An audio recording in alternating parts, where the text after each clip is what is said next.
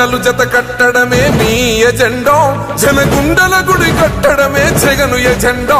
ఓహో బలిరా బలి బలిరా బలిరా, పులి వెందులలో పుట్టిందా పులిరా. కుర్చీల కూర్చోవడమే మీ ఎజెండా, కుర్చీ జనమే ఇవ్వాలన్నది జగను ఎజెండా.